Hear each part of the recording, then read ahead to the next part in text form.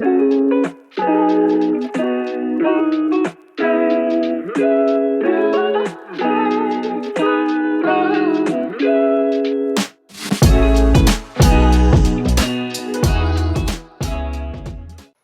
everyone and welcome back to the CQQC podcast. My name is Gabe and I'm joining my co-host Bryan and Nate as always, and we are back with another episode of the podcast. And this week, boys, excited to say we have some actual quidditch to talk about, which is super exciting. Unfortunately, it's not going to include us, but we're optimistic because at least we get to watch some live quidditch instead of watching film. So, for this week's episode of the podcast, we're going to be focused on recent, I guess you could say, announcement of the scheduling for some of the American Quidditch. So, for friends south of the border, get excited because MLQ Quidditch is back. We're super excited to kind of finally talk about some live Quidditch events, I guess. But, oh, thank God. Thank God. Yeah. And of Been course, quite some time. We got Nate rocking the San Fran and Bryan rocking the, well, he's awesome. I'm being trying to keep him off the Queen's gear. But, yeah, so let's get into it. So, first topic of the week, we thought we'd do kind of discussion or go over a little bit of what MLQ released in terms of scheduling. For those who haven't seen it yet, and maybe some of the series to watch out for as well. So we have the schedule here. So starting the weekend of June 26th in the East Division, we have the New York Titans, and they are taking on Charlotte. Yep. Charlotte yes, that's right. Aviators. Yes, that we will talk about as well as we have Rochester Whiteout. In the North Division, we have Indianapolis Intensity taking on the Cleveland Wolf. And then in the South Division, we have KC, Kansas City taking on League City. For that division. So, I guess that's how many weeks now? I guess it's about a month away now. Yeah. New Quidditch. So, boys, what do you think? Let it be hot. Yeah. I'm most excited about Charlotte Super Series, just seeing how they pair up against the rest of the division, at least those two teams, for their first ever MLQ Quidditch game. So that's exciting to see. Absolutely. I think the East is going to be a division to watch this year. Like, with the two Canadian teams out, and a completely new team in, when we were in 2019 championships, we had minor league Quidditch, I believe, is the brand they used down in the Southeast. And some teams came up to Virginia, they competed with us. Most of the players were tired and exhausted and kind of playing for fun, but they came to play. And I assume a good amount of those players are going to be part of the Charlotte team. And I know Quincy Hildreth, who was, I think he was the U.S. national team head coach. If I'm remembering right, he was, I believe, also on the U.S. national team. He is one heck of a player. And if he's going to be your star, that's a good building block, to say the least. But yeah, very, very interesting to say. Yeah, I think it'll be definitely a great first weekend. Quidditch to get, like I said, first live Quidditch we'll be able to see for quite some time now. Yeah, no, I agree. I think East Division is going to be interesting. Should also be interesting in the North as well. I know last year, especially with Bryan, you guys for this, but it was quite the intense Quidditch overall. So we'll see kind of how things play out there. Fortunately, obviously, they're not going to be there, but just to kind of see how things play out there. I don't know as much about the South, but I'm sure it'll be quite exciting Quidditch as well there. But, yeah. So do you guys go on? I was going to say, just for the North real quick, it's going to be really interesting because, like, on Toronto, we placed mid of the table. I think we were just above 500, and Indy lost a game. However, they didn't lose second place Minnesota, or they didn't lose to third place Toronto. They lost it early in the season, beating a very first game, Detroit. And this team basically just took off from there. I've like reviewed stuff. Don't remember, they have a lot of turnover year after year, but their main core pieces are there. They lost a player or two and practically expected after a full season off. but I really think it's going to be a 2-tier kind of division.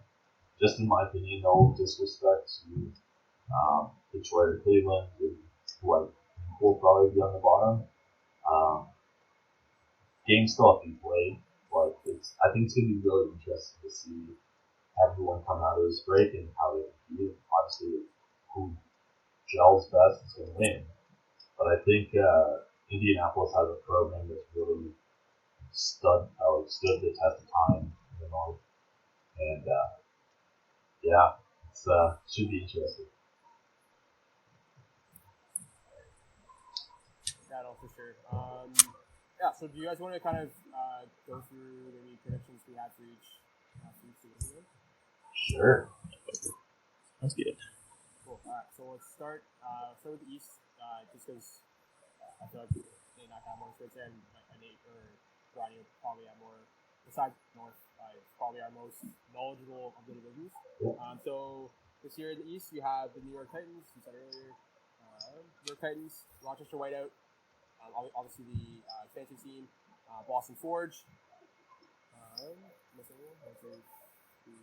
and the Washington Admirals. Those are our 5 teams in the East. So, boys, who do we think is going to finish first? Do you think there's going to be an upset? Do you think it's going to be the same as every year? Do you think Boston, their new names, Boston Forge, is there anything on top of you guys say? I mean, the safe bet would be Boston at the top. I'm not sure what the turnover is like in terms of the roster, but just based off history and playing them personally, I would think they'd be the favorite to finish at the top. Yeah. And again, I'm not sure what players they lost. But, I can speak to that slightly because so before we go any further, I do want to shout out one thing. The pod on Spotify, which is the US Quidditch, like one of their programs hosted by Colin Cupid. Great program. He did I think it was 2 weeks ago maybe now. Then Ross released. He had 3 guests, Julia Bear, Nathan Dignan, and Reggie Controlla.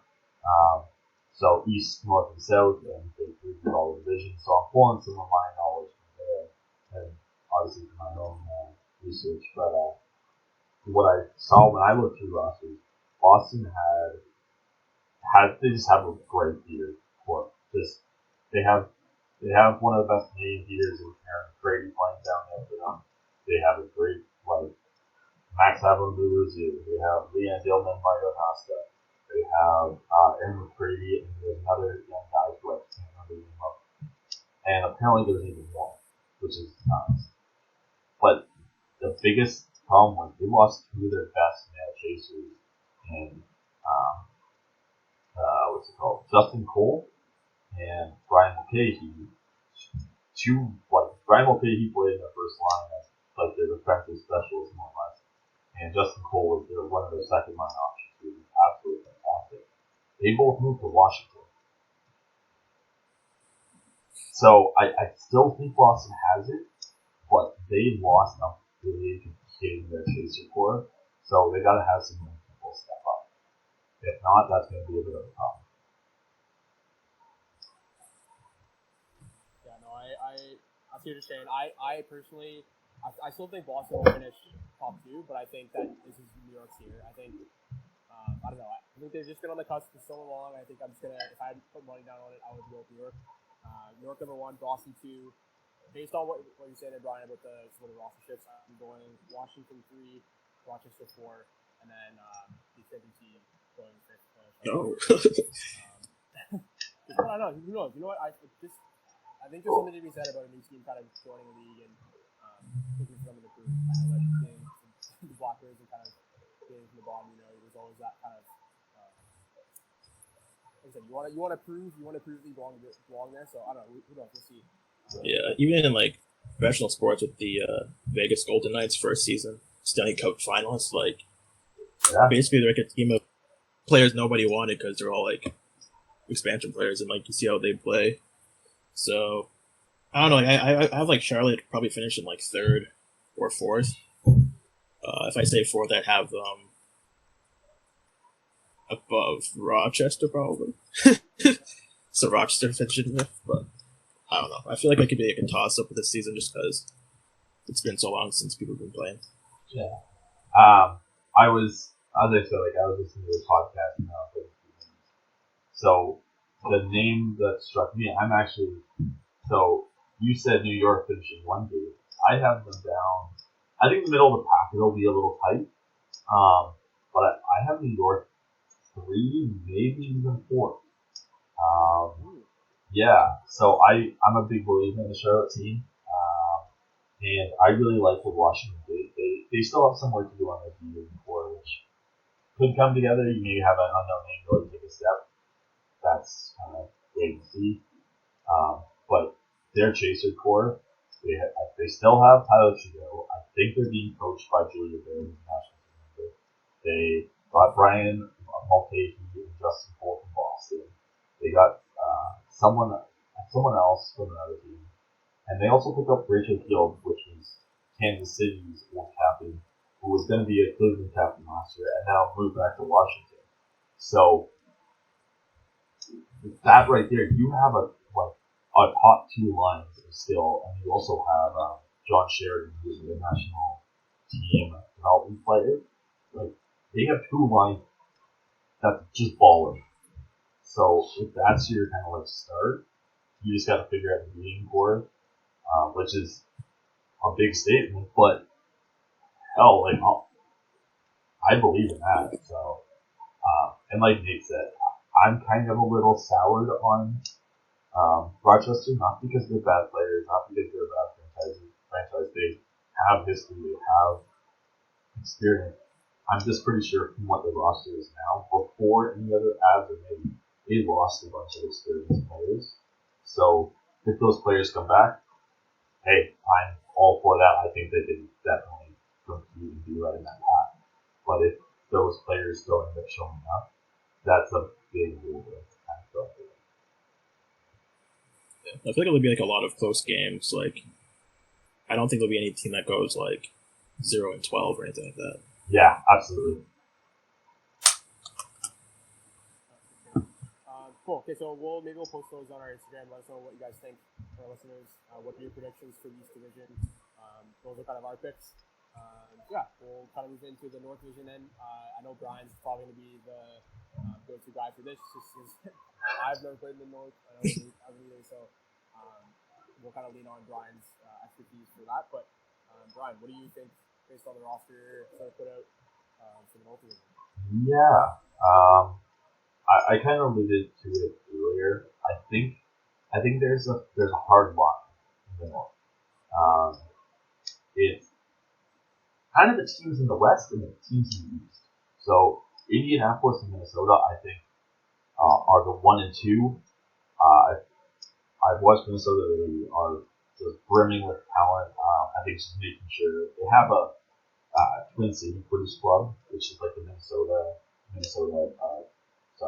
Indianapolis, St. Paul, like team up there, and they have history. They've worked together for years, have like the core of this team. And I think it works, but they're going up against Indianapolis, who's been around forever, and you have Nathan Dignan as the brain there, which is just super strong. He's a smart guy. He knows what he talks about. Super skilled player, and like if they always have a little bit of turnover. They lost one of their best players, Max Jolly, Jason Dean from this like new roster. If they can find a way to replenish, I think that's going to be a really tight and fun 1-2 battle. But on the other end, you have like Eastern teams of the North, so that's Cleveland, Detroit. Detroit's typically taken it, but I think they've lost a couple players from last time I checked, so it might be more of a toss-up, but I think it's a 2-tier kind of division. All 4 teams qualify, so from the Toronto Raiders, you're welcome in this division. But yeah, I think that's kind of how it will shake out in my opinion. Yeah, no, just from the kind of what I watched last year from some of the Raiders games when you guys were playing some of the teams, I think I would agree. Like I think especially I think Indy's gonna kind of run away with it. I think just from watching when you guys play them, I think they're because I don't know, they just seemed so dynamic. Like it seemed like they were a lot like a higher pressure team. The beating game was unbelievable. Whereas I think Minneapolis, like I think they kind of they might be hanging in there, but I just think that Indy is just so much more explosive. I don't know what it was with them. It just seemed like a high paced offense. It just like high pressing. I don't know much about their roster this year, but just based on what I saw last year, that's just kind of my impression of the team. And then like you said, between Detroit and Cleveland, I don't know, we'll see. But I do agree that there's probably going to be that kind of divide between the top two. 1, 2, 3, 4. I also just want to say, like, with this is kind of like coming from a biased Toronto player now coach. I think Toronto handled Indianapolis better than Minnesota did. We had, I think, 2 of our games sort of like that last 10-point win or lose scenario. I don't think if that happened to Minnesota, but Minnesota beat us 2 out of 3 times. So maybe it's just how teams kind of match up. Some teams are like Indianapolis is good. Are bad fit for Minnesota if they don't handle them well. Or Indy handles Minnesota well and then doesn't bad. So maybe that's the scenario. We also haven't played quidditch in 2 years, so we'll see. Yeah, looking at the stats from like 2019 season, like Indy's qualified points against was the best in the league. Like their stat was 60.8 qualified points against, and so like it just shows that they're really good, strong, like both offensive and defensive teams. So yeah, I think like you both said, I think they'll run away with that division. I think you make a good point too, Bryan. Like just in general, like not playing footage for that long. I think there's going to be a lot of I don't know. I won't say Cinderella stories, but I think there's going to be a lot closer games in general across the league. Just maybe at the beginning, once people kind of sold in like fourth then, like in a game situation. But it'll be interesting to see kind of how players kind of get back into the games. It also depends too, like what team they're doing over this past years. Like if they're able to practice at all, or they're just sitting around at home waiting for the country to open up. So and I think each looking at the schedule real quick. Indy plays Cleveland, it'll be great. Minneapolis plays Detroit, and then the following weekend, Indy plays Minneapolis. So I would say that maybe slightly mental advantage scheduling wise for Indy, based off like having a break and getting to watch your team, the other team, how they make adjustments. If you have more time for the game plan to figure out those things than they do for you. But we'll see. And nice narrow too. Cool, awesome. So that's kind of our, I guess Bryan's sort of view on the division. We'll make a post on Instagram and let us know what your thoughts are for the North Division. And to wrap up, we'll finish up with the division for our predictions. So obviously, I mean we have a little experience. Black Bears, we played League City 2018, I think. So all the years I'm not years basically. So I guess 3 years ago, but so we played them in a qualifying game there, and then Bryan has experience playing San Antonio and League City. I don't remember much about the League City. I remember them triple bludgeoning us for a good like 45 seconds, so that was fun. But the San Antonio game is recorded and haunts my nightmares.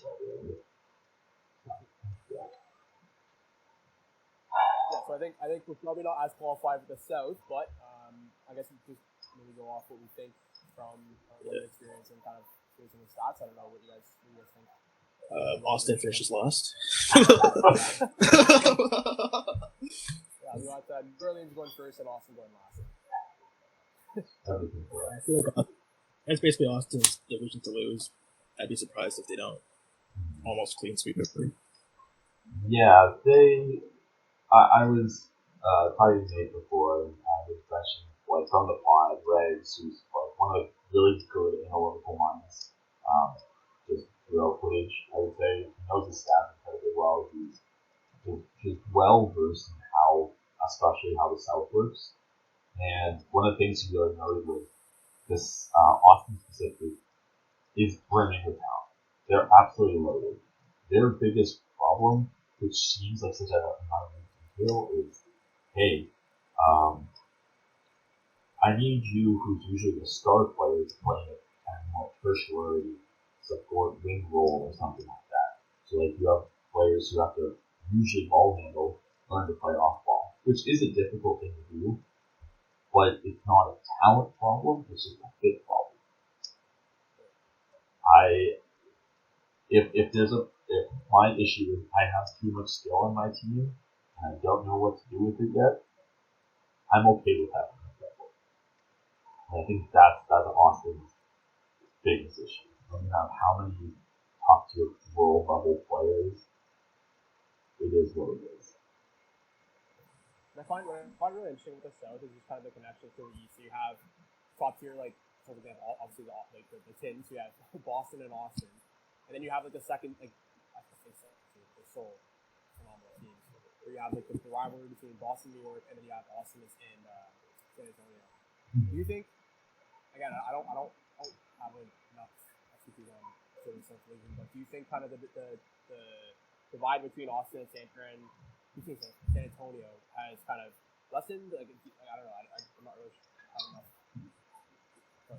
From what I remember, the season going into 2020, one of the biggest surprises in the U.S. college game was, I think it was UTSA, which is University of Texas San Antonio, and they had a young team that was putting up numbers and putting up wins against Texas club teams, and that's insane. That's not like precedent. So a lot of those players are going to be playing for San Antonio. So they have talent there. And in kind of a similar way how Austin has a bunch of talent, they just got to figure out how to fit it. San Antonio has a lot of talent. The missing part is experience. So they have a great core. Miguel Esparza, God, that guy is just a physical monster. Luke Langlanais is great. Connor McIntyre, I believe, is still a big monster. Who else? I think Hallie Pace. I think she's the female leader for San Antonio, monster. Ryan Naraki, monster. Tim Wynn, like, demolished me twice. I got an elbow to the chin by him accidentally. I was not happy, but it was not a fault of him. It was just physical play. Monster. Like, they have it. It's just a matter of proving it against top teams. And they have young pieces coming in who have to prove themselves in the team structure and in the league structure. So, we'll see. So it's kind of finish up and wrap this up. Then do you think Austin going number 1, San Antonio going number 2, and then League City 3? I think League City's still 6-3. 4-5. Maybe I'll see a change up.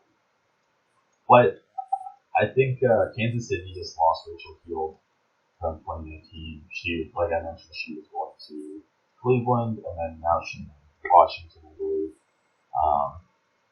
She was a key contributor for them. And like they still have a lot of young players apparently. I don't know the names because I don't know American Quidditch fully. But if you lose a really big star player like that, who like she's 6 foot plus, she's like, just a phenomenal waffle player. It's hard to replace that in the role that she plays. So I don't know. Maybe they take a step back and maybe New Orleans take a step up. I don't have enough film watching experience from both those teams, but that's my best guess for shake-up. Cool. Yeah, that's our predictions for the South Division. Again, we'll post it on Instagram. Let us know what your thoughts are. Who do you think is going to finish top? Who do you think is going to run up the bottom of the group? And yeah, I'll keep the conversation going there. Now, moving on to our next topic. Is there any series that you guys kind of stand out to you that you're really looking forward to from what's been posted for the U.S. games? Ooh. A quick glance here. The big game for me that I see in the East, obviously, is the New York Boston one. It's really sweet. Yeah. Good way to end the season. Yeah, exactly. I think that's gonna be an awesome series there. But any other series that you guys think? Maybe any of the Super Series. I guess there's only Super Series in East and South. But.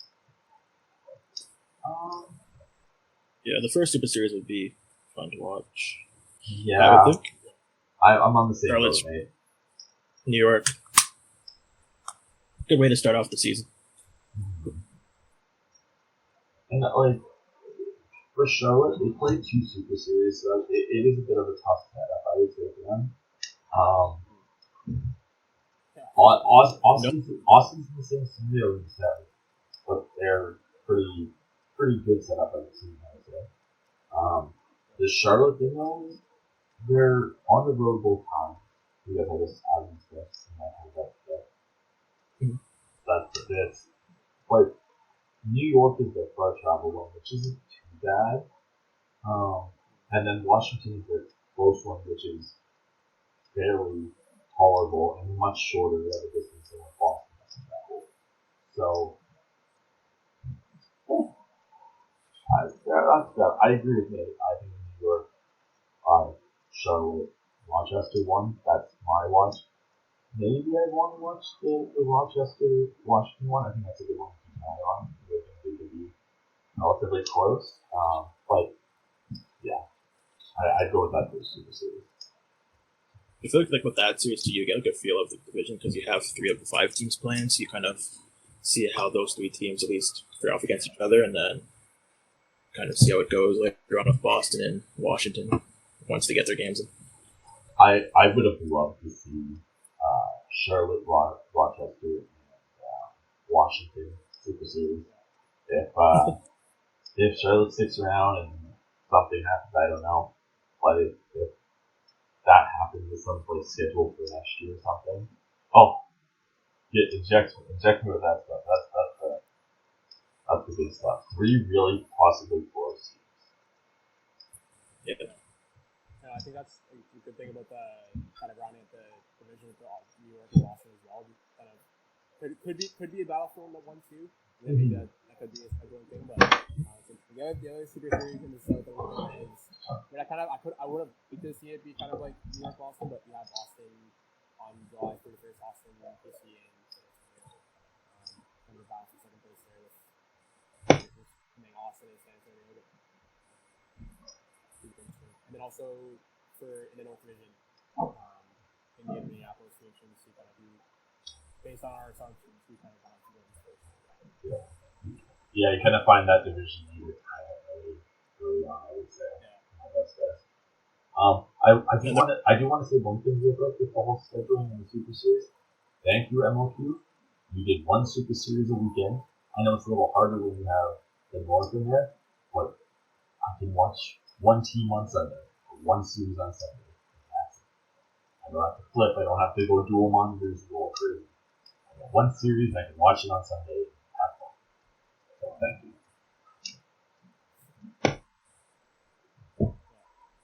Okay, so with that, we're up into our next topic here, which is I guess we kind of talked about this already, but any final thoughts on how we think the MLQ expansion so Charlotte Aviators are going to do in the East Division? I think good. I believe in the underdog. I feel like the Vegas energies are flowing. Vegas Golden Knight energies are flowing. I had a good feeling about Vegas. They did pretty well. I have a good feeling about Charlotte. Maybe not number 1, but I think they'll be very, very competitive. I'm going to kind of simple. I think the idea of having the expansion in MLQ, I know it's early days in terms of the league, but just the idea of expansion and what that could look like, say in Canada or other parts of the U.S. maybe bringing back some of the western side of it would be really cool. I think it's a really, really cool thing that we're doing this year, given the unique circumstances that we're in with COVID and whatnot. But definitely looking forward to seeing it. Well, I'll give a quick shout out to the West. There is if anyone from the West, actually, yeah, they're going to If anyone from the west of the U.S. listens to this and is a part of it, I hope I'm getting the initials right because I think there was some Facebook controversy about this. The WQC, Western Quidditch Championships. So when the Western Division was involved, they've since kind of created their own league out there. I'm happy that more Quidditch is being played. As an MLQ coach, I have no comment. But I'm happy for Quidditch being played out there. If we can get more Quidditch, more league structures or something, awesome. That's all I'm going to say. But I'm happy for you, West, to do this thing. Yeah, for sure. Anytime we can kind of spread the love of Quidditch across Canada and North America, that'll be awesome. We'll see what the next few years come in terms of expansion and stuff. Then moving into our last topic here, boys, was so obviously, like we said, unfortunately, given our circumstances up in Canada, we aren't able to play Quidditch as of yet. But should things turn around, I kind of want to get your thoughts, given that we have a little Black Bear and Strong Raider representation, what we think the series may look like, assuming all things were sunshine, lollipop, rainbows, and we were able to get back into it. What we think a Canadian championship or the potential of expanding into, honestly, like I think we may have talked about this before on the podcast, but like having like a Canadian championship or exhibition championship belt would be cool. Give me a championship belt. Nate, any thoughts? In terms of like the schedule that we have, if we end up playing? Sure. How do you feel? Optimistic? It would be nice to play, especially like the July 3rd weekend, because there's no other teams playing in the league, so like everyone who wants to tune in has the chance to watch both Canadian teams play, and that's good for our teams. Gets a bit more recognition, so it would be nice if we do end up playing, so we can show off our talents. Yeah, that's a good point. Like the July 3rd weekend, they have the breaks put in there. I really hope. I hope that series happens. I hope we're trending in the right direction. I don't know if that will on a current timeline that was great odds, but I like the idea. The July 31st weekend, awesome. I'm all for it. Might be early, might not. I'm too early to tell. I'm throwing it out there. If something happens, maybe we can be August 14th weekend. And I know previews are going up, but like, hey, open air time, guys. Watch us Canadians throw a ball around that we haven't been able to do in God knows how long. But that'd be nice. Well, I think, we'll just come on and say, I think probably July 3rd is probably not going to happen based on our current situation in Canada, but I think, yeah, like, I think the other point around, like, August 14th, even, I don't know, who knows, maybe, like, do something on August 31st, obviously, and there's things just going on, but just, I think in general, just being able to obtain MLQ back is huge. I think, like, obviously, health is more important, and I think we kind of all agree on that, not to mention, but, yeah, I don't know, just being able to kind of get the Canadian side of the MLQ game growing and getting people excited about that would be really, really awesome to be able to do, but, yeah, I don't know, we'll see kind of what happens, but just looking at the rosters, I think it honestly would be a really cool series. I think, obviously, right now the rosters are slated just based on how the format of the season is looking, but I think it would be a fantastic series. I think we have a lot of Canadians on both teams, and it would definitely make for a great couple weekends or one weekend. I want to see 3 players who all have the same last name on the same side of the field, and they actually have to get initials. Because you have Karen Naftel, Alex Naftel, and Emily Naftel. Yeah. Give me those initials, Reese's. You guys make start off with a whole Naftel line. All Naftel line. We did that with the Carolina Hurricanes with the Stahl brothers. There you go. So, I know, like I said, it's all kind of what's right now, but I'm going to make predictions. What do you think? Do you think it's going to go? Ottawa sweep. Wow. I don't know. I think a lot of it, I really hope it happens. lot of it's going to come down to who can show up, and I would say a little bit on depth of how many players can make it. Because I really hope there's just hard proofs. I hope there isn't too many injuries after playing. Like, how is this a big break in playing? So, Yes. assuming people are healthy and assuming no one, like, nothing bad happens, I think that will help a little bit more than usual. But it's all going to depend on when and where. Also, like, who can shake off rust early enough to, like, just like that first game, it's like who's able to, like, get back into Quidditch mode and Yeah. Absolutely. Cool. And to wrap up, I think, boys, one final question here after you is, kind of piggybacking off the last one, if we were to have an MLQ expansion in Canada, where would you like to see the first, not first, but like next expansion Canadian team be from? I would like an expansion / re-expansion of the West and give Vancouver a team. Or Victoria, just to be mean or something. He's like something out west up there. I don't care if it's Vancouver, Victoria. I just never traveled west. I don't know the difference. I think with the way that the divisions are set up, if you had like somewhere in like the Atlantic, would be cool because even in QC we don't have any teams out east. So if you get an MLQ team out there, I'm sure there'll be enough players to select from to have a team out there. Cool. Yeah. But who knows? Get old man Shaggy coaching. Yeah. Sure. All right, cool. I think we'll wrap it up there. And great to be back. Great to finally talk about some real live Quidditch. Looking forward to being able to talk to Quidditch is going to happen for real finally. So we want to hear your thoughts. So for those who are listening, kind of wrap up here. What do you guys think about us doing maybe like a live stream of like kind of commentary of MLQ game? I think that'd be kind of a cool thing. But let us know what you guys think about maybe having all three of us hop on and do something like that. Would that be of interest to you? Let us know. If you wrap up here, I guess we'll put on socials as well. It has it on Instagram, CQQC_podcast. So if you have to get with all of our predictions, we'll post our divisional predictions there as well. And kind of chime in and your thoughts there.